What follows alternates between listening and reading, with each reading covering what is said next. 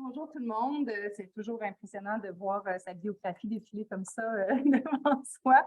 Je suis vraiment contente de faire partie du panel de cet après-midi, de pouvoir partager avec vous le fruit de mes recherches les plus récentes. Donc, je viens d'arriver en poste à l'Université de Sherbrooke, puis j'essaie aussi de dégager mon champ de recherche, puis de le travailler pour faire en sorte d'avoir aussi un impact au sein de mon milieu. Donc, moi, j'ai beaucoup étudié la musique contemporaine au cours de mes études doctorales et de mon postdoctorat aussi. Merci beaucoup. Puis, je me suis intéressée graduellement aussi à connaître un peu plus, mais quelle est la place des femmes dans la musique? Alors, ma présentation d'aujourd'hui va se dérouler en 6 principaux temps. Donc, je me suis dit que ce serait peut-être intéressant de d'abord commencer par une petite définition de ce qu'est le métier artistique. On va voir qu'il y a beaucoup de parallèles avec le milieu sportif. Ensuite, je vais vous présenter le contexte qui a mené à la réalisation d'une étude de la portée. Je vais vous présenter les résultats de cette étude de la portée, tant au niveau des documents, la nature des documents que j'ai retrouvés et les principaux constats que j'en fais ressortir, une brève discussion et une conclusion. Alors, un compositeur, si on se fie à une définition de dictionnaire assez générale, c'est un artiste qui crée des œuvres musicales mues à la fois par son intuition, son imagination et une parfaite connaissance de son métier. Donc, on est déjà dans une définition qui indique que le travail du compositeur, en fait, je me suis un peu spoilée, mais en fait, la création est un acte de travail. Donc, composer, c'est un métier. Être artiste, c'est un métier. Et je reprends ici les propos de Pierre-Michel Menger, qui était à l'autre conférence à laquelle je participais ce matin. Donc, j'étais vraiment contente de l'entendre parler de ses travaux les plus récents. C'est un travail pour lequel on se reconnaît en tant que professionnel et on est aussi reconnu en tant que tel. Donc, Menger, dans son ouvrage « Portrait de l'artiste en travailleur » qui est publié il y a une vingtaine d'années, en 2003, mais qui est toujours aussi pertinent, décrit justement les artistes comme des personnes professionnelles, inventives, indépendantes, indociles aux hiérarchies, mobiles, à la trajectoire éclatée, des personnes qui sont motivées, engagées, qui sont aussi exposées à l'insécurité économique et à la compétition. Et je le cite, « L'artiste exprime un idéal possible du travail qualifié à forte valeur ajoutée », ce qui veut dire par là que le métier créateur pourrait être un exemple à utiliser pour d'autres styles de métiers, d'autres styles de profession. Donc, selon Menger, les activités de création artistique forment cet idéal d'une division du travail sophistiquée qui s'illustre par une spécialisation des connaissances et les jeux d'interdépendance du travail d'équipe. Donc, dans le métier de musicien, de musicienne, il y a quand même une certaine division verticale du travail, puisqu'on pourrait prendre l'exemple tout simple d'un orchestre où on a un dirigeant de l'avant qui choisit le programme, les œuvres, la manière dont il va être interprété, qui dirige donc les musiciens qui sont eux aussi des personnes spécialisées, chacun dans leur instrument, à leur pupitre. Mais l'essentiel des activités créatrices se réalise aujourd'hui aussi plutôt autour de projets communs. Donc, le travail artistique se caractérise également par une division horizontale du travail qui s'exprime par l'autonomisation des travailleuses et l'individualisation des responsabilités, c'est-à-dire que chacune réalise sa part du projet. En musique, cela donne lieu à une extrême diversité des spécialités, que ce soit justement chez les musiciennes, compositrices, autrices, interprètes, solistes, chefs, musiciennes de groupe ou des métiers dérivés, éditrices, copistes, agents d'artistes, administratrices culturelles, etc. Il y a plein de métiers qu'on peut faire reliés à la musique. Notons au passage qu'une longue formation, habituellement au niveau des études supérieures, que ce soit au conservatoire ou dans les universités, précède habituellement la pratique de ces métiers spécialisés. Ainsi, dépouillés des outils traditionnels de supervision et de contrôle, la réalité des artistes s'exprime, et je cite Menger, par des relations d'interdépendance allant de la coopération à la concurrence et au conflit, mais ne les situe pas dans une hiérarchie directe et organisée. Donc, l'artiste bénéficie d'une flexibilité nécessaire à la création, mais en même temps, elle est exposée à une organisation du travail qui démultiplie les possibilités, les combinaisons contractuelles plus ou moins éphémères. Alors, la deuxième caractéristique, c'est justement l'hyperflexibilité qui permet, oui, à l'artiste de gérer son propre horaire, son propre carnet de commandes, alternant des périodes de travail, des périodes de chômage, indemnisées ou non, des périodes de formation continue et surtout de pluriactivité. Une troisième caractéristique, c'est le travailleur autonome, donc le fait que les artistes vont avoir une très grande autonomie, tant sur les projets à réaliser que les outils utilisés pour faire ces projets-là. Donc, ça fait quand même partie des 18 % de la population active canadienne qui se déclarent être leur propre patron. Avec les avantages ou les désavantages que cela peut représenter, mais je n'aurai pas le temps de rentrer dans ce sujet aujourd'hui. Alors, voilà, c'est un bref portrait pour vous caractériser un petit peu qui sont nos compositrices, des professionnels spécialisés, même je dirais hautement spécialisés, hyper flexibles et indépendantes. Cependant, l'organisation de ce travail artiste met en évidence la coexistence de deux principes, l'individualisme et le risque de chômage, d'inactivité, d'échec qui repose sur l'individu elle-même, qui sont associés à son autonomie. Ce qui amène aussi Pierre-Michel Menger à mettre de l'avant ce principe d'incertitude, le fait que le travail n'est gratifiant que s'il a une certaine reconnaissance, un certain assouvissement d'un accomplissement personnel et que cette gratification ne viendra pas nécessairement avec de l'argent, des espèces sonnantes et trébuchantes à la fin. Une des particularités aussi, et on le voit à la fin de la citation à l'écran, c'est qu'il y a une surproduction d'œuvres artistiques, donc beaucoup de produits musicaux, beaucoup de personnes qui travaillent en musique, mais peu d'opportunités. Ce qui mène, et là, je m'en viens vers mon étude de la portée, à ce constat qu'il y a une sous-représentation des femmes dans les concerts de musique en général, mais aussi plus particulièrement dans les concerts de musique contemporaine, et ça fait les manchettes régulièrement. Donc, dans une étude de Radio-Canada en 2019, on remarquait justement que dans les festivals québécois, il y avait juste 23 % des noms qui étaient nommés sur les affiches qui étaient des femmes, alors qu'en fait, dans les écoles, actuellement, on est autour de la zone de parité selon les écoles. Donc, il y a définitivement des barrières à l'entrée du métier et à son exercice dans la lumière médiatique. Et dans les concerts de musique contemporaine, j'avais déterminé que c'était environ un 10 à 16 % de représentation dans les programmes. Donc, c'est vraiment infime par rapport au talent qu'on reconnaît aux femmes dans ces métiers-là. Mais au-delà de ces statistiques qui attestent la faible visibilité des femmes, il y a aussi des discours entourant leurs œuvres, leurs performances et leur carrière qui minorisent le talent féminin. Alors, je ne vais pas rentrer là-dedans, mais pour vous citer des références, là, on a quand même Verdi en 2019 ou Roy de Brain en 2021 qui font ces remarques. Les femmes sont découragées à l'entrée de la profession et aussi tout au long de la progression de leur carrière. Dans une étude réalisée récemment en 2022 par Joëlle Bissonnette, qui est professeure à l'UQAM, pour la Fondation Musique Action, cette étude a été menée auprès de 591 femmes œuvrant professionnellement dans le secteur musical canadien, a révélé que justement 60 % d'entre elles avaient déjà songé à abandonner leur carrière dans cette industrie musicale, notamment en raison des défis particuliers liés au manque de modèles, à la discrimination et à la maternité également. Donc, cette question de progression des femmes dans leur carrière, de leur présence au devant de la scène m'ont vraiment interpellée et il m'est apparu essentiel de connaître un peu plus la littérature qui était disponible sur ce sujet-là, puis d'organiser finalement une étude de la portée, qui porterait plus spécifiquement sur la professionnalisation, le discours, la place des femmes en musique. J'ai réalisé donc une étude de la portée, Scoping Review, son petit nom en anglais, selon la méthode connue et éprouvée dans le JBI et Manual for Evidence Synthesis et Prisma. Il a fallu quand même que j'adapte la méthode parce que c'est vraiment axé davantage sur les sciences santé, voire les technologies aussi.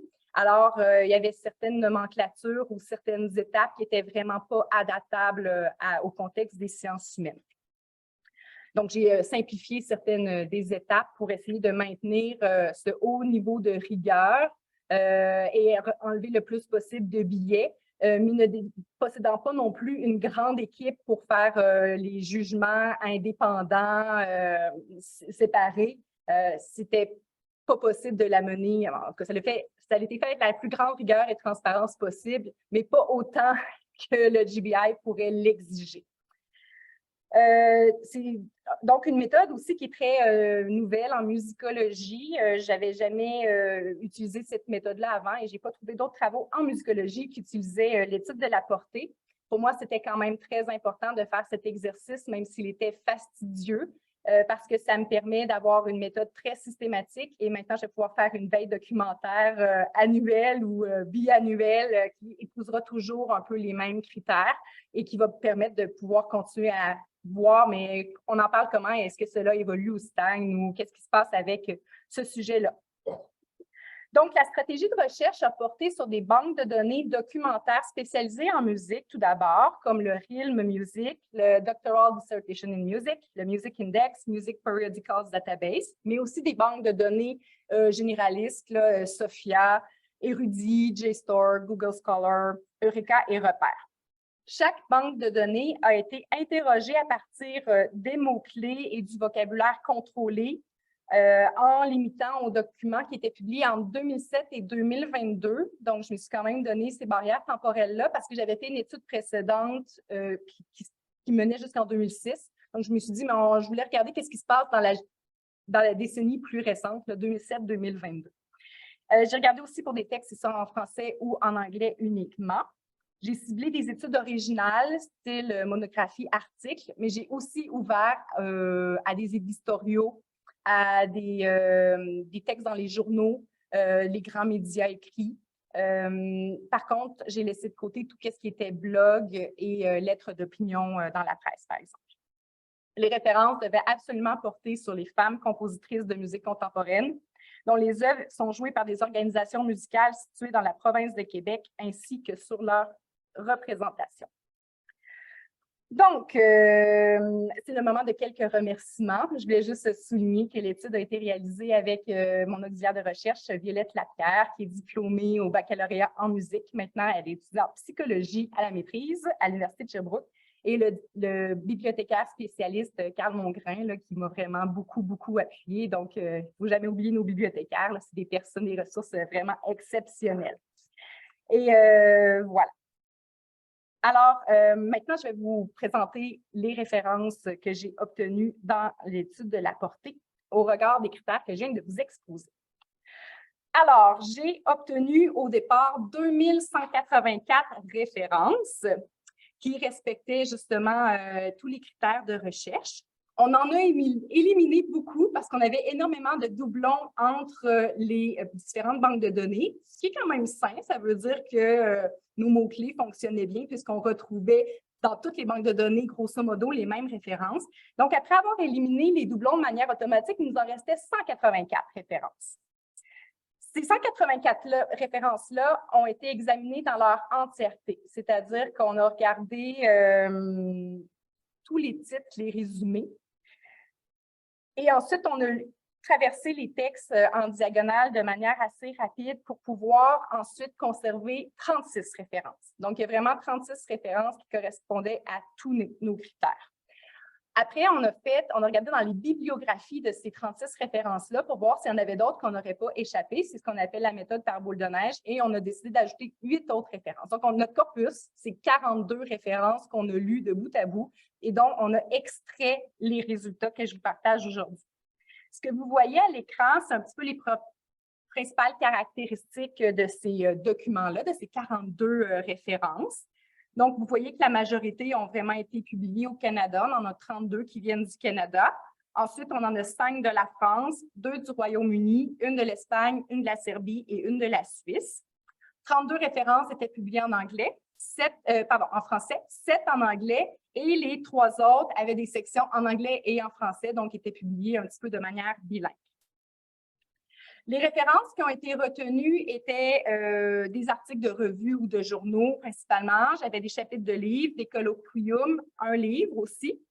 Ce qui est quand même le type de publication auquel je m'attendais, puis dans lesquelles on peut retrouver justement des analyses de type qualitatif. C'est principalement ce que j'ai retrouvé, avec aussi quelques analyses quantitatives, donc des devis mixtes. Mais c'était beaucoup aussi des entrevues. Il y avait 7 entrevues, 5 textes commémoratifs, donc à la mémoire d'une personne ou en hommage à une personne. J'avais 4 témoignages, 3 critiques de disques et de spectacles et 3 éditoriaux et un portrait. Donc, j'avais aussi quelques numéros thématiques. Donc, j'avais un numéro thématique, par exemple, de 2009. C'était composé, comment ça s'appelle? Composé au féminin, qui rassemblait 4 références. C'était intéressant pour moi de pouvoir mettre en relation les textes, les références ensemble. Donc, à la suite de notre lecture approfondie de toutes les 42 références du corpus, il en est ressorti 3 principaux constats et vous ne serez peut-être pas surpris si on considère que c'est des enjeux qui sont persistants et que c'est d'ailleurs dans le titre du colloque d'aujourd'hui. Alors, d'une part, malgré qu'il y a eu et qu'on reconnaît selon les références de grandes avancées grâce au mouvement féministe et donc depuis les années 70, tout ce qui a été mis de l'avant par le Conseil des femmes, par exemple, l'égalité des droits des femmes et des hommes en musique n'est vraiment pas atteinte. Il en découle, d'une part, que de nombreuses compositrices adoptent des pratiques musicales dites alternatives au sein même de la musique contemporaine, qui est elle-même une fange de la musique de tradition occidentale savante. Et d'autre part, c'est aussi d'ailleurs des styles musicaux qui vont être moins connus du public et même des bailleurs de fonds, donc qui ne sont pas médiatisés. Et il demeure aussi même un certain malaise de parler de féminisme, voire de genre féminin en musique. Alors, je vais rentrer un petit peu dans le détail de chacun de ces constats-là.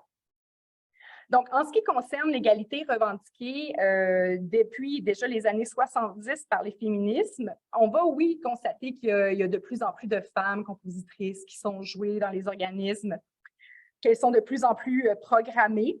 Mais quand on fouille un petit peu, puis on va au-delà des chiffres, on se rend compte qu'elles sont souvent programmées dans des événements spécifiques. Par exemple, pour un concert en l'honneur de la Journée internationale des droits des femmes, donc le 8 mars, ou encore que ça va être une petite pièce mineure fait remarquer à travers un corpus, donc on appelle ça des concerts pizza, là, où on a la sauce, la pâte, le pepperoni, fait qu'on les mélange là-dedans, donc il n'y a pas vraiment une pensée à part l'effet tokenisme qui est mis finalement de l'avant-plan.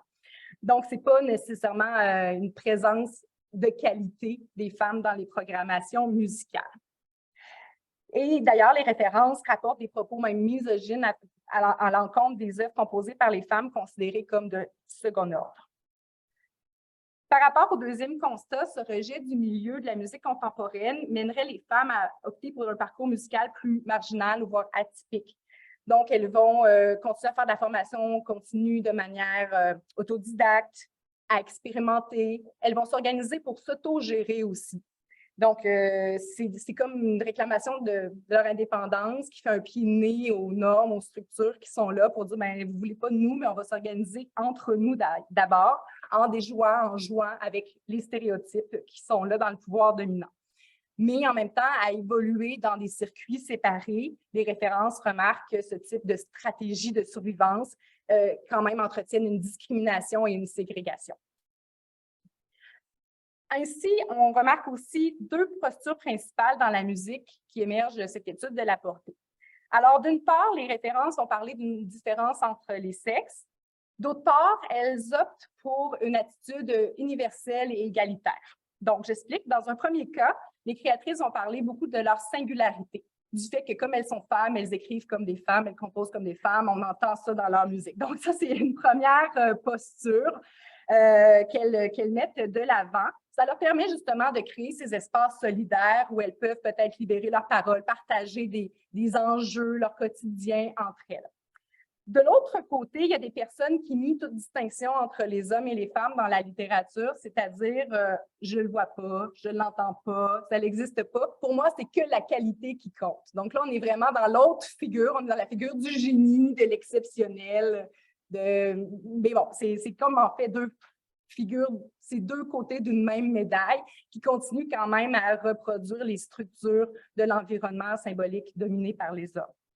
Alors, on a aussi une auteure, Stevens, qui propose une troisième posture qui oscille entre la sensibilité musicale féminine et qui, en même temps, est exemple de tout marquage sexué. Je la cite.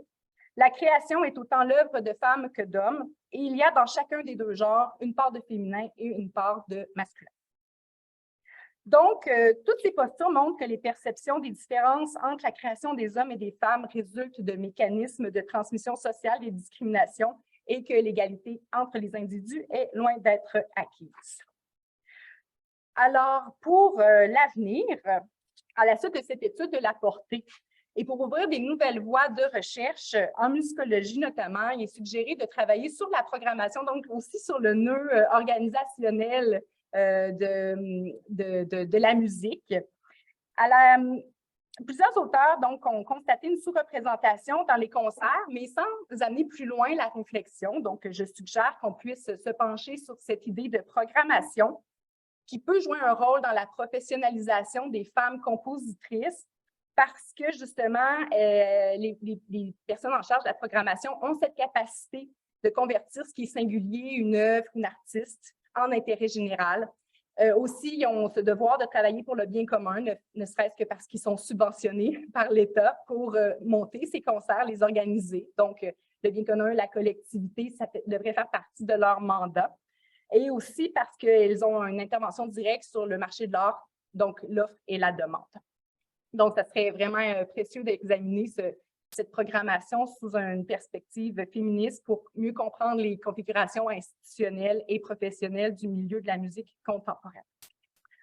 Donc, mon objectif principal, c'était vraiment d'inventorier un petit peu les références et la documentation disponible sur les compositrices québécoises au Québec, en lien avec leur représentation. Ça l'a permis de se rendre compte qu'il y avait quand même un terrain très fertile sur le sujet, qu'il y avait beaucoup d'obstacles qui freinaient leur présence dans les concerts, dans les médias. Mais il y avait aussi des facteurs positifs comme le fait qu'elles s'organisent entre elles, qu'elles s'autogèrent, qu'elles créent leur propre milieu pour échanger entre elles. Alors, c'est en nos mains finalement pour continuer à faire ce travail de valorisation des compositrices, combler ce vide féminin de l'histoire, si on peut le dire ainsi, pour écrire les biographies des artistes féminines, les enseigner davantage dans les universités et avoir de multiples occasions de jouer et de rejouer leurs œuvres et dans les